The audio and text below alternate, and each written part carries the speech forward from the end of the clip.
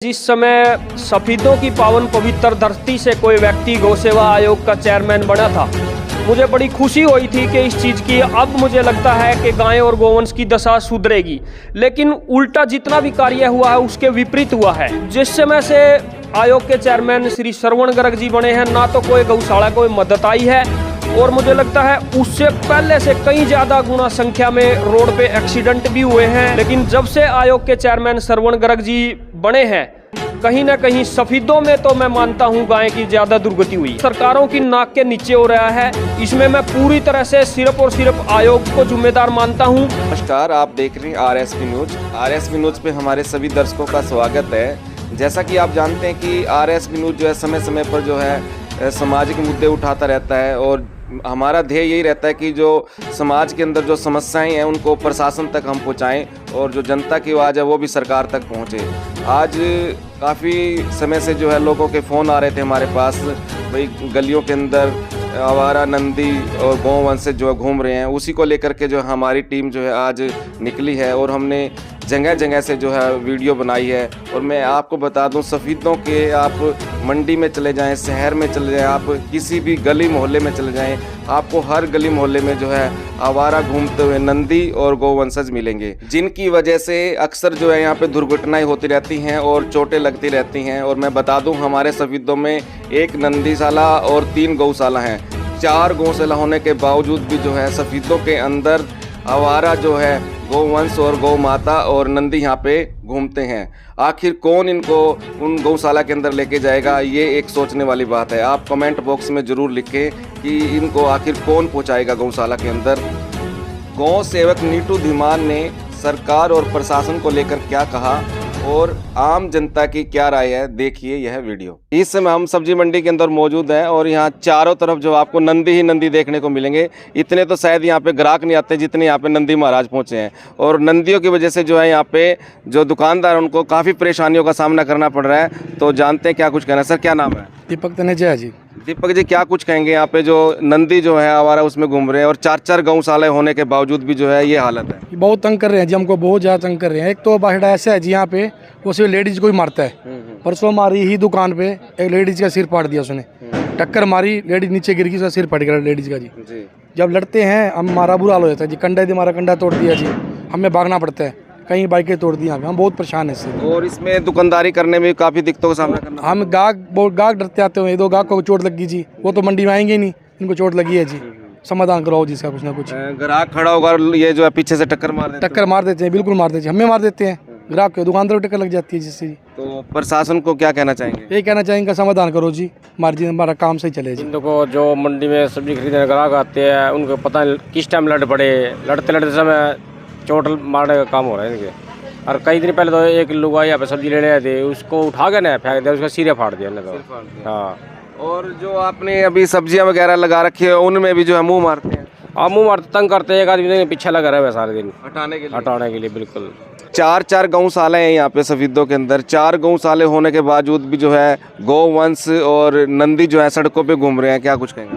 उनको सुबह निकाल देते हैं गौशाला वाले, वैसे यहाँ से चारा भी दे, चारा पेट भरने के लिए मंडी में आवाज है, वही छोड़ देते, वही छोटे गौशाला वाले को छोटे यहाँ पे। हाँ, क्या कुछ कहेंगे? गौओं को तो गौशाला में रख लेते हैं और जो नंदी है उनको बाहर निकाल लेते हैं। तो यहाँ पब्लिक इन्हीं से तंग है ज़्यादातर। यहाँ पर सच होता है, क्या हुआ जी, एक लड़का जा रहा था, 2-3 लेडीज थी उनके साथ, तो उधर से जा रहे थे। तो लड़के क्या हुआ, दोनों लड़ते लड़ते और लड़के के ऊपर को सीधे गए, लड़के का सिर फाट गया। तो उसको उठा के भी ले गए मंडी वाले। तो फिर उससे आगे 3रे दिन बाद फिर वहाँ पर लड़ते लड़ते वहाँ लुगाई खड़ी थी, वो लड़की पड़ते, जो लुगाई थी वो पड़ते ही उसका सिर फट गया। पीछे से आए थे सब्जी लेने और गए डॉक्टर के पास। तो ये तो अक्सर हर रोज ही नंदी जो है लड़ते रहते हैं यहाँ पे। हाँ जी, आज थाने के पास भी सुबह सुबह मोटरसाइकिल लेके आ रहा था, वहाँ भी 2 खाकर थे नंदी, दोनों आपस में भिड़ रहे थे। एक मोटरसाइकिल वाला आया तो सीधे उसके मैं ठोक दी नंदियों ने, वो भी गत नीचे पड़ गया, चोट लग गई उसको भी। फिर उसको बाज के उठाया हमने भी बड़े थाने के पास, रड़े मोहल्ले के पे, वहाँ पर।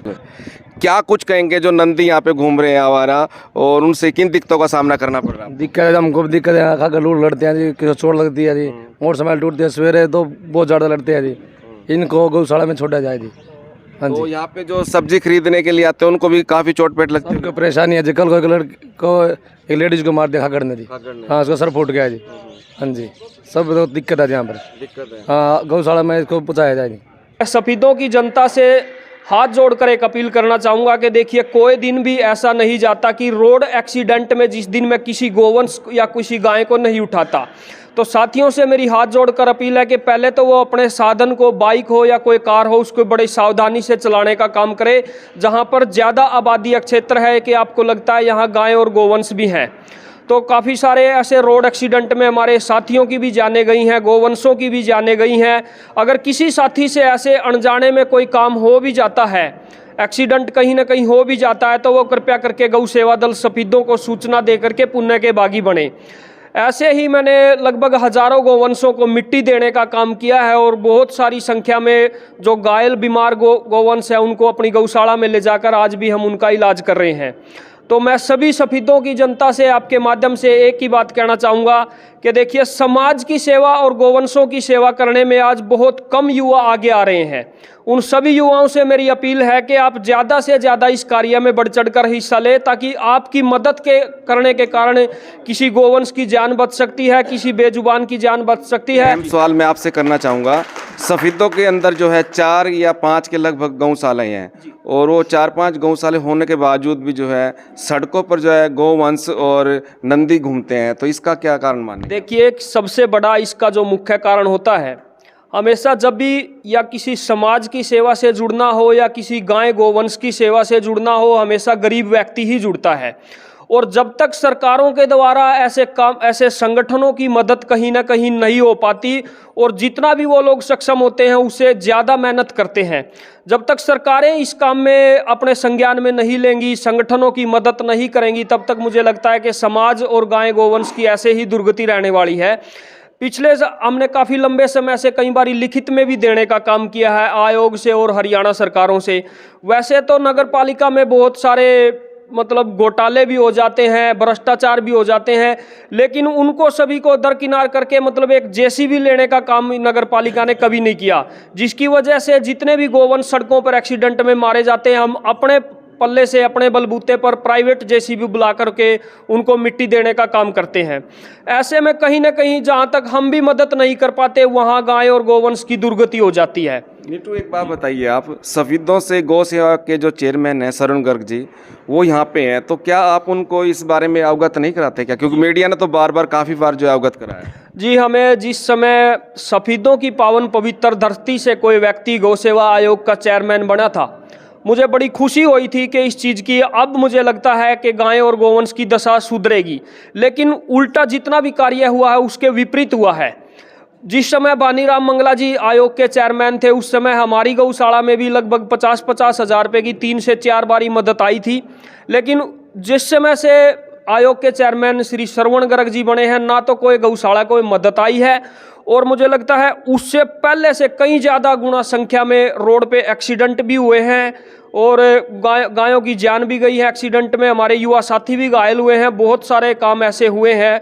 लेकिन जब से आयोग के चेयरमैन श्रवण गर्ग जी बने हैं, कहीं ना कहीं सफीदों में तो मैं मानता हूं गाय की ज़्यादा दुर्गति हुई है। तो आप मानते हैं अनदेखी हो रही है? बिल्कुल हो रही है, सरकारों की नाक के नीचे हो रहा है। इसमें मैं पूरी तरह से सिर्फ और सिर्फ आयोग को जिम्मेदार मानता हूं।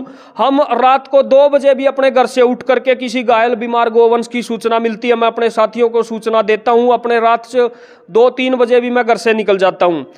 ये जैसे डायल 112 की जो गाड़ी सरकार ने चलाई हुई है, बहुत बारी रात को जैसे वो गश्त पर होते हैं, गश्त के दौरान कहीं छोटा कोई गोवंश कुत्तों द्वारा नोच लिया जाता है, उसकी भी सूचना मेरे को मिलती है। रोड एक्सीडेंट में घायल की भी मिलती है, मृत गोवंश की भी सूचना मिलती है। सूचना मिलते ही मैं तुरंत बगैर किसी सहारे के, किसी की मदद के बगैर उसको अपने बलबूते पर दबवाने का काम करता हूं। चाहे मेरे को रात को किसी भी समय किसी जेसीबी ऑपरेटर के हाथ जोड़ने पड़े, पैर पकड़ने पड़े, लेकिन मृत गोवंश की सूचना मुझे मिलती है तो मैं उसको सड़क पर ज़्यादा देर तक नहीं रहने देता। अभी हमने गौ सेवक नीटू धीमान और सफीदों की आम जनता क्या राय रखती है यह वीडियो दिखाई।